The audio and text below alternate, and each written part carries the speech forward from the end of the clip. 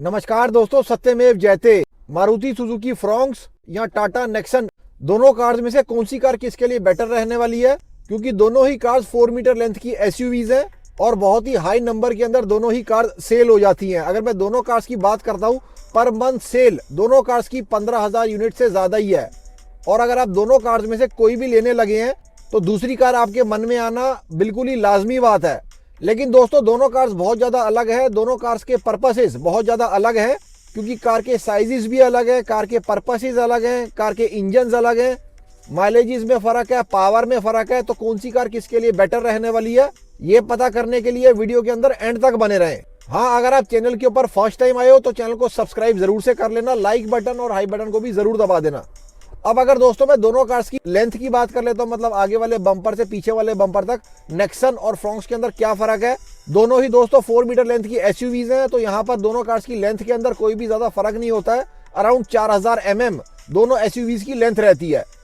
अगर मैं चौड़ाई की मतलब विड्थ की बात कर लेता हूँ, लेफ्ट वाले दरवाजे और राइट वाले दरवाजे में दोनों कार के साइजेस में क्या फर्क है, तो यहाँ पर दोस्तों बिल्कुल फर्क है। उसके बारे में हम बात कर लेते हैं। अगर फ्रॉन्क्स की मैं बात कर लेता हूँ 1765 mm और मैं नेक्सन की बात करता हूँ 1804 mm, तो चौड़ाई आपको ज्यादा मिलने वाली है टाटा नेक्सन के अंदर। मतलब लेफ्ट वाले दरवाजे और राइट वाले दरवाजे से कार की चौड़ाई का फर्क पड़ता है, तो कार की चौड़ाई आपको ज्यादा मिलेगी टाटा नेक्सन के अंदर।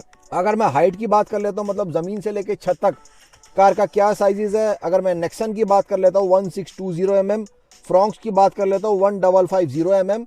कहीं ना कहीं दोस्तों रियल जो हाइट है वो मारुति फ्रॉन्क्स की 1500 mm ही है। अराउंड 50 mm की इसके अंदर रूफ रेलिंग्स लगी हुई हैं, तो अब हाइट वाइज भी यहाँ पर नेक्सन को ही बड़ी कार कह सकते हैं। व्हील बेस में बहुत ज्यादा फर्क दोस्तों नहीं होता है।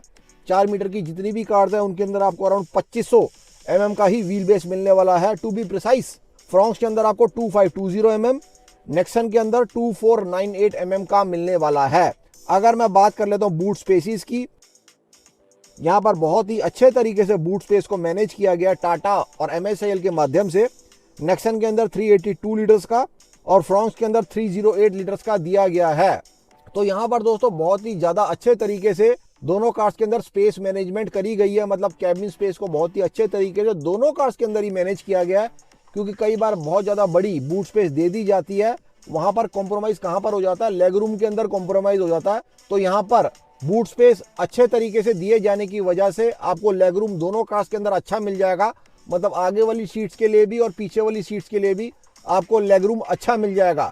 यहाँ पर मैं किस कार से रेफर कर रहा हूँ, स्कोडा कायलैक के अंदर जिस तरीके का बूट स्पेस दिया गया है, मतलब काफी ज्यादा बड़ा बूट स्पेस उस कार के अंदर दे दिया गया है, उस वजह से पीछे वाली सीट के लिए दोस्तों वहां पर लेग रूम थोड़ा सा कॉम्प्रोमाइज हो जाता है। तो कहीं ना कहीं बूट इतना बड़ा दे देना थोड़ा सा यूजलेस वाली बात हो जाती है। लेकिन इन दोनों कार्स के अंदर जहां पर अभी हमारा मेन फोकस है, यहाँ पर आपको दोनों कार्स के लिए लेग रूम बहुत ही अच्छा मिल जाएगा। अगर दोस्तों मैं हेडरूम की बात कर लेता तो यहाँ पर आपको नेक्सन के अंदर ज्यादा मिलने वाला है as compare to Maruti Suzuki Fronx, क्योंकि रियल हेडरूम अगर आप कंपेयर करना चाहते हो तो आपको बलेनो वाला ही कंसिडर करना पड़ेगा फ्रॉन्क्स के अंदर भी। लेकिन कहीं ना कहीं बहुत सारे लोग ऐसे होते हैं जिनकी हाइट ज्यादा भी होती है, अराउंड 6 फीट हाइट होती है, वो भी फ्रॉन्क्स को इतना ज्यादा पसंद करते हैं। कहीं ना कहीं वो एडजस्ट कर लेते हैं फ्रॉन्क्स के अंदर, सीट को आगे पीछे करके या जैसे भी करके वो लोग फ्रॉन्क्स के अंदर एडजस्ट हो ही जाते हैं। तो दोस्तों एक तरीके से टोटल आपकी पर्सनल चॉइस है ये। तो अब दोस्तों इंजन्स की बात कर लेते हैं, क्योंकि यहाँ पर आपको बहुत ज्यादा फर्क दोनों कार्स के अंदर मिलने वाला है तो दोनों ही 4 मीटर लेंथ की एसयूवीज। अगर मैं पहले टाटा नेक्सन की बात कर लेता हूँ, आपको इसके अंदर टर्बोचार्ज 3 सिलेंडर पेट्रोल इंजन मिलने वाला है। इसी वाले इंजन के अंदर आपको CNG की भी ऑप्शन मिल जाएगी। आपको इसके अंदर डीजल की भी ऑप्शन मिलने वाली है, जो 1.5 लीटर का 4 सिलेंडर डीजल इंजन रहता है। अराउंड 260 न्यूटन मीटर की टॉर्क जनरेट करके आपको ये वाला इंजन दे देता है, तो बहुत ही धमाकेदार है दोस्तों।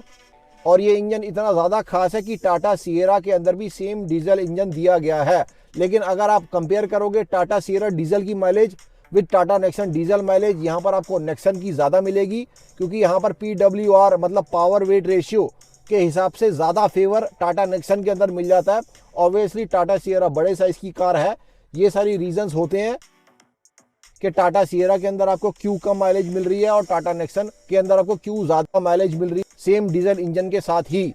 एक बात मैं आप लोगों को और भी बताया था कि टाटा नेक्सन के अंदर आपको ईवी की भी ऑप्शन आ जाती है। जिन लोगों को नहीं पता है वो लोगों के लिए मैं बता देता हूं। अगर मैं बात कर लेता हूं मारुति फ्रॉन्क्स की, अभी आपको इसके अंदर 1.2 लीटर का 4 सिलेंडर नेचुरली एस्पिरेटेड इंजन की ऑप्शन मिल जाती है, जो काफी अच्छा इंजन है दोस्तों, क्योंकि इसके अंदर डबल इंजेक्टर पर सिलेंडर है। मतलब 8 इंजेक्टर की कार है मारुति सुजुकी फ्रॉन्क्स। साथ में डुअल वेरिएबल वॉल्व टाइमिंग भी आपको इस वाली कार के अंदर मिल जाएगी। काफी अच्छा नेचुरली एस्पिरेटेड इंजन है ये।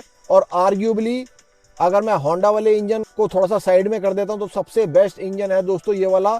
अगर मैं 1200 सीसी नेचुरली एस्पिरेटेड इंजन की बात कर लेता हूं इस वक्त इंडिया के अंदर, और सेम ही इंजन को बलेनो के अंदर भी यूज किया जाता है। और इसी वाले इंजन के अंदर आपको सीएनजी की भी ऑप्शन मिल जाएगी। अगला इंजन कौन सा है मारुति सुजुकी फ्रॉन्क्स के अंदर, हो सकता है काफी सारे भाइयों को ना पता हो। डेल्टा प्लस के अंदर ही आपको मारुति फ्रॉन्क्स के अंदर एक और इंजन मिल जाता है जो टर्बो इंजन है, जो 1.0 TGDI इंजन रहता है दोस्तों। अराउंड 147 न्यूटन मीटर की टॉर्क जनरेट करके ये वाला इंजन आपको दे देगा। और ये टॉर्क ब्रेजा 1.5 NA से भी ज्यादा है, तो आप समझ सकते हैं किस टाइप की पुलिंग पावर है इस टर्बो इंजन के अंदर। काफी ज्यादा बेहतरीन एहसास आएगा जब आप मारुति सुजुकी फ्रॉन्क्स टर्बो चला रहे होगे। लेकिन कहीं ना कहीं थोड़ी बहुत माइलेज कॉम्प्रोमाइज जरूर हो जाती है अगर हम नेचुरली एस्पिरेटेड इंजन से कंपेयर करते हैं। तो दोस्तों काफी सारे इंजन हो गए, काफी सारी कंफ्यूजन वाली बातें हो गई। अब फटाफट से यहाँ पर लॉन्ग स्टोरी को शॉर्ट करते हैं, कौन सा इंजन किसके लिए बेटर रहने वाला है। दोस्तों अगर आपको फन टू ड्राइव कार चाहिए, आप एक ड्राइविंग एंथुजियास्ट हैं, तो आप यहाँ पर टाटा नेक्सन टर्बो की तरफ जा सकते हैं या मारुति सुजुकी फ्रॉन्क्स टर्बो की तरफ जा सकते हैं।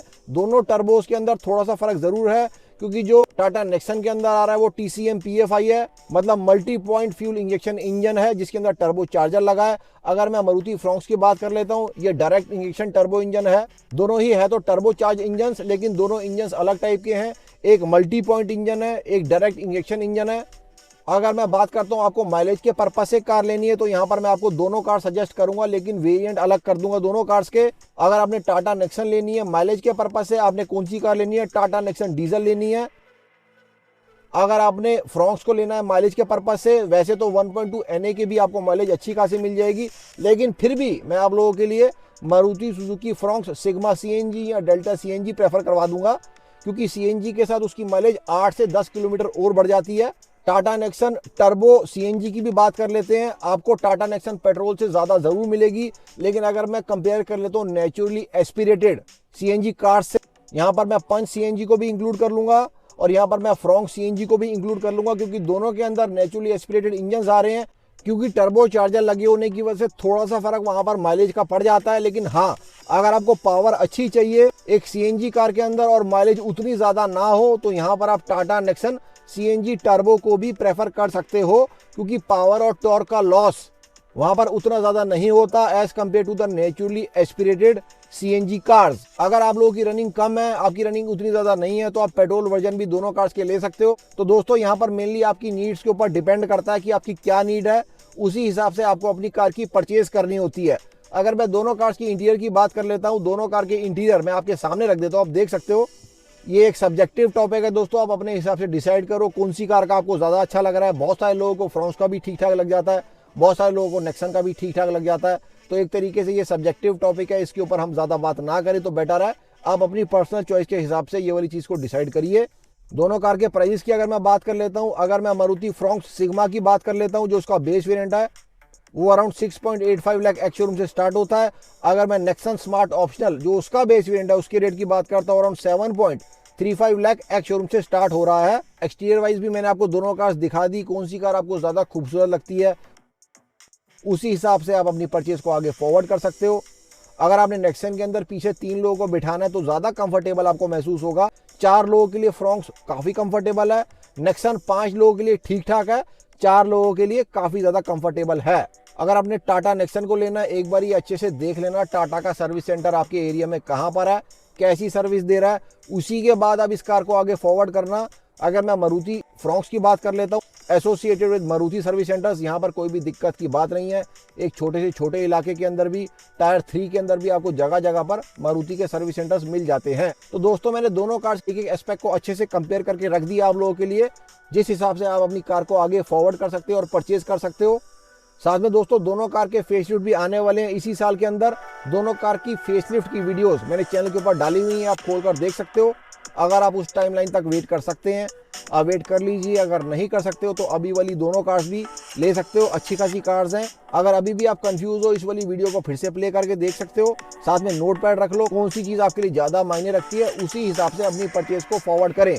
चैनल के ऊपर और भी बहुत सारा कंटेंट मिल जाएगा मारुति, टाटा, हुंडई, महिंद्रा कार्स को लेकर, सारे ही जेन्युइन और ऑथेंटिक कंटेंट रहता है। अभी तक चैनल को सब्सक्राइब नहीं किया है, please consider subscribing. Like button और हाई बटन को भी जरूर दबा देना वीडियो। कल फिर से मिलते हैं। जय हिंद, जय Bharat and full support to the Indian arm forces.